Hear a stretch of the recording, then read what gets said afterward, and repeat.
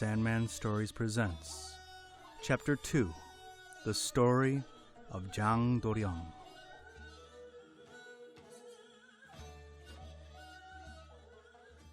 Taoism has been one of the great religions of Korea.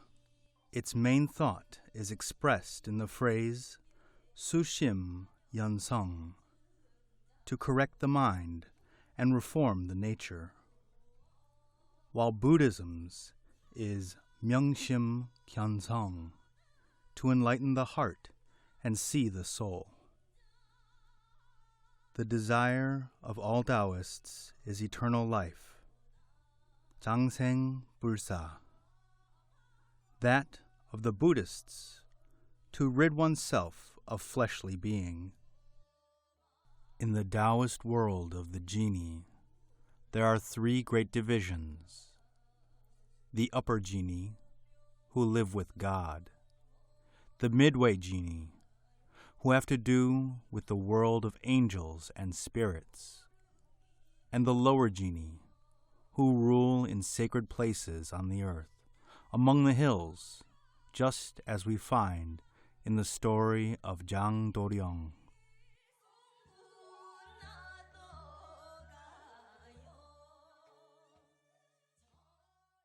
In the days of King Jungjong, there lived a beggar in Seoul, whose face was extremely ugly and always dirty. He was 40 years of age or so, but still wore his hair down his back like an unmarried boy. He carried a bag over his shoulder and went about the streets begging. During the day, he went from one part of the city to the other, visiting each section. And when night came on, he would huddle up beside someone's gate and go to sleep. He was frequently seen in Jongno, Bell Street, in company with the servants and underlings of the rich. They were great friends, he and they, joking and bantering as they met.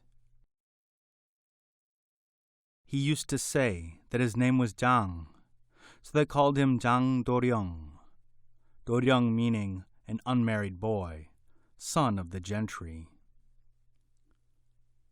At that time, the magician Jun Uchi, who was far famed for his pride and arrogance, whenever he met Jang in passing along the street, would dismount and prostrate himself most humbly. Not only did he bow, but he seemed to regard Jang with the greatest of fear, so that he dared not look him in the face. Jang sometimes, without even inclining his head, would say, "Well, how goes it with you, eh?" Jun, with his hands in his sleeves, most respectfully, would reply, "Very well, sir, thank you, very well." He had fear written on all his features when he faced Jang. Sometimes, too, when Jun would bow, Jang would refuse to notice him at all and go by without saying a word. Those who saw it were astonished and asked Jun the reason.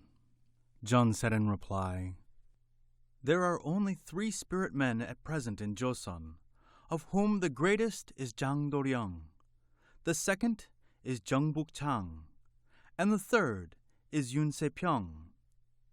People of the world do not know it, but I do.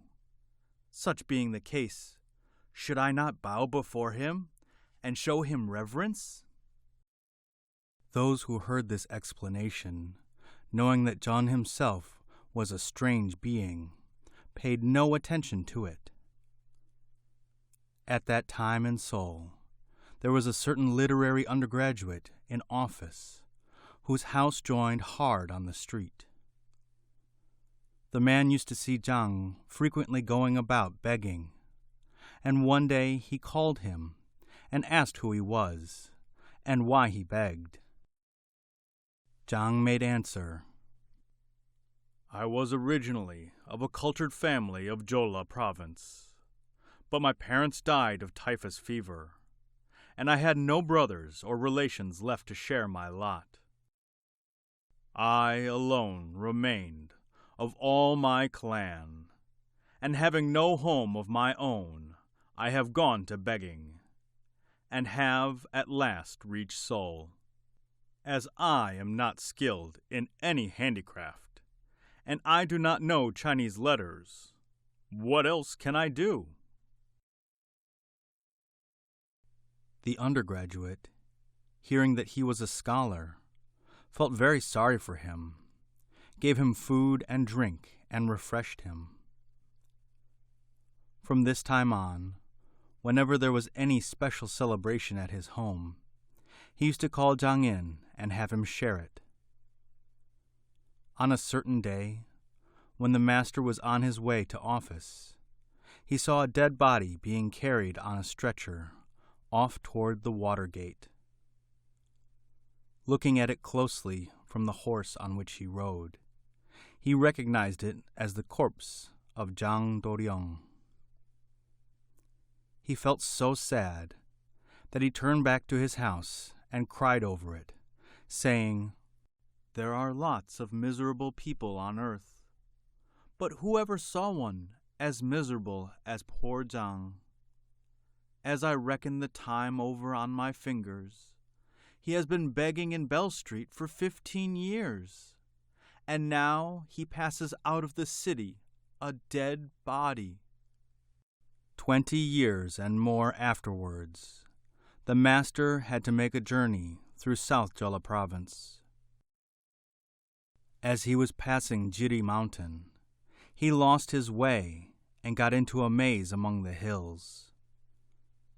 The day began to wane, and he could neither return nor go forward. He saw a narrow footpath, such as woodmen take, and turned into it to see if it led to any habitation. As he went along, there were rocks and deep ravines. Little by little, as he advanced farther, the scene changed and seemed to become strangely transfigured.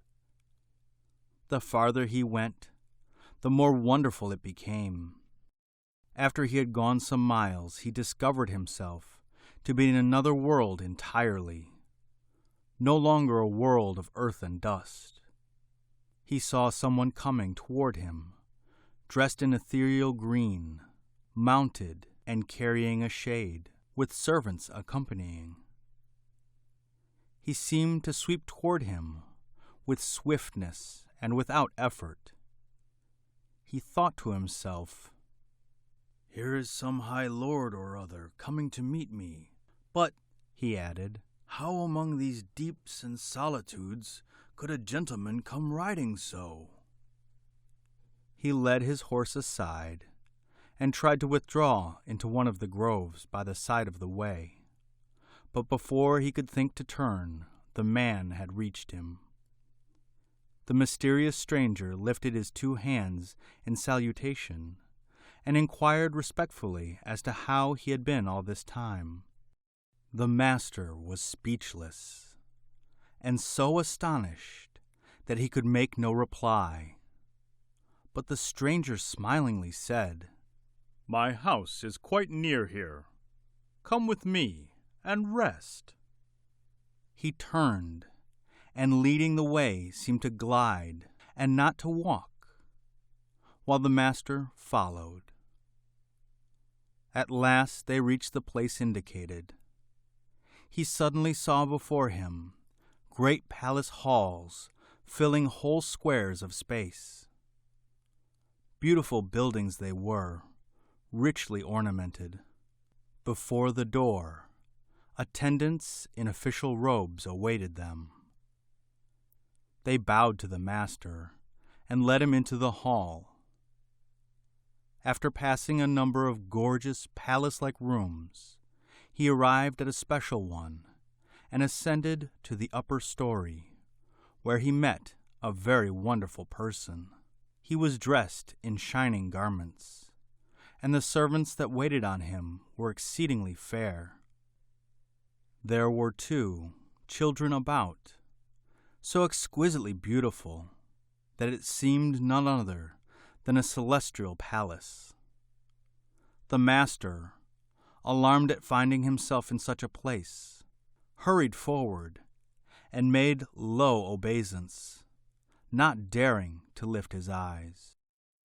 But the host smiled upon him, raised his hands, and asked, "Do you not know me?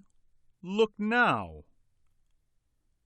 Lifting his eyes, he then saw that it was the same person who had come riding out to meet him, but he could not tell who he was.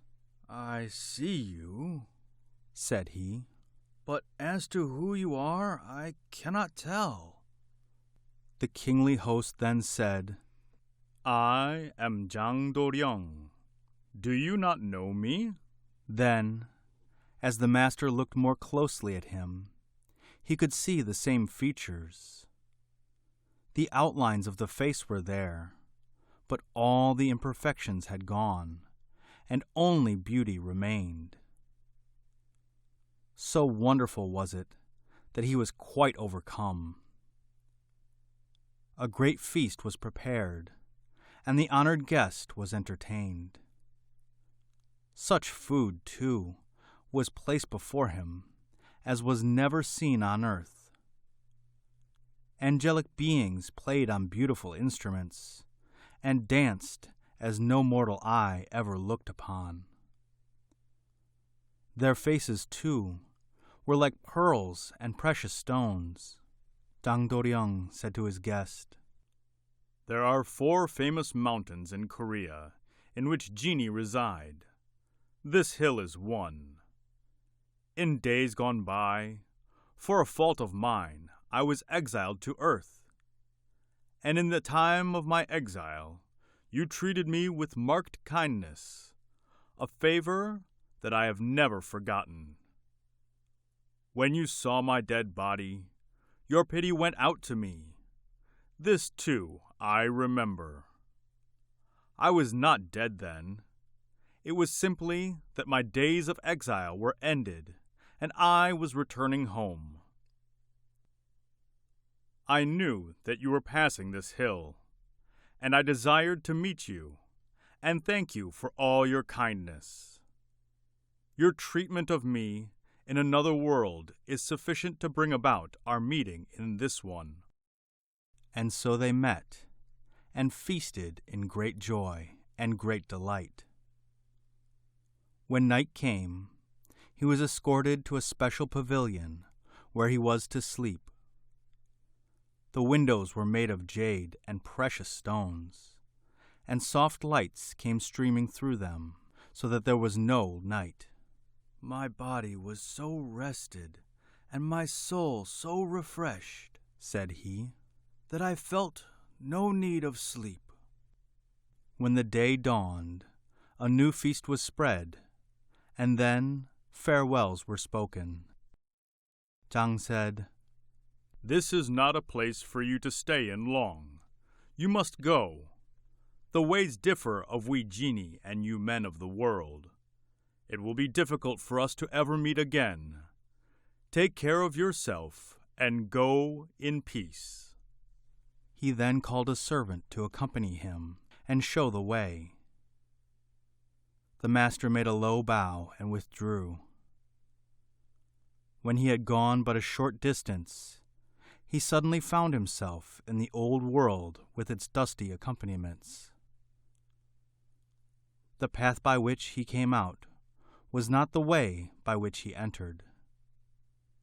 In order to mark the entrance, he planted a stake, and then the servant withdrew and disappeared.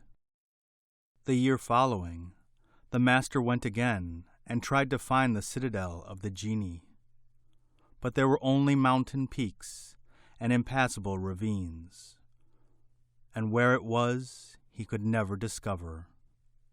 As the years went by, the master seemed to grow younger in spirit, and at last, at the age of 90, he passed away without suffering.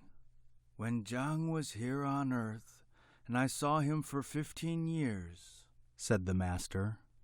"I remember but one peculiarity about him, namely, that his face never grew older, nor did his dirty clothing ever wear out.